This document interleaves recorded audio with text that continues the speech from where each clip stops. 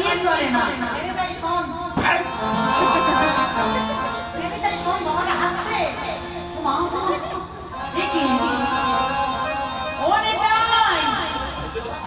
আরে শোনো শোনো, তুমি কত আছে গো?